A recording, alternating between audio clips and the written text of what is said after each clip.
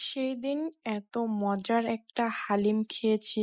বরাবরই এই হালিমটা আমার খুব বেশি পছন্দ, তাই তো চলে গিয়েছিলাম হালিম খেতে। খাওয়া শেষ করে চলে গেলাম গুলশান ভাইরাল ফুচকা খেতে। সেটা খেতে হলে আপনার হাজার হাজার মানুষের পিছে লাইন ধরে ওয়েট করতে হবে।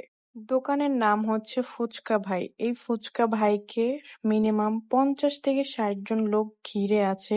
সবাই টাকা নিয়ে ওয়েট করছে যে দই ফুচকা খাবে। আসলে আমি জানতামই না যে এই ফুচকা এত বেশি ফেমাস হয়ে গেছে ফেসবুকে, টিকটকে। তাই আপনাদের মাঝে না শেয়ার করে থাকতেই পারলাম না। তাপসু আর আমি দাঁড়িয়ে থাকতে থাকতে অনেক বেশি বোর হচ্ছিলাম, এই জন্য তাপসুকে একটা খালি ফুচকা এনে দিলাম। এটা ছিল গুলশান 2-এ।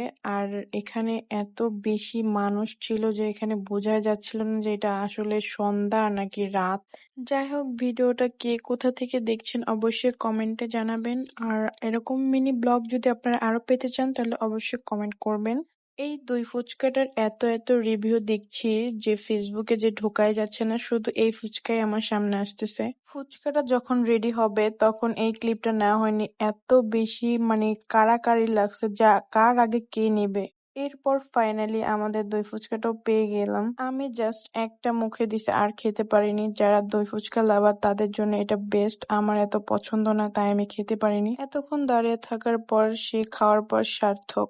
খাওয়া দাওয়া শেষ করে এবার আমরা বাসার উদ্দেশ্যে রওনা দিই। ভিডিওটা ভালো লেগে থাকলে অবশ্যই একটা লাইক দিবেন আর অবশ্যই কমেন্টে জানাবেন। এখানে তাপসু অনেক বেশি ভয় দেখাচ্ছিল আমাকে, সে গাড়ি চালাচ্ছে। আর আমার ছেলের জন্য বেশি বেশি দোয়া করবেন।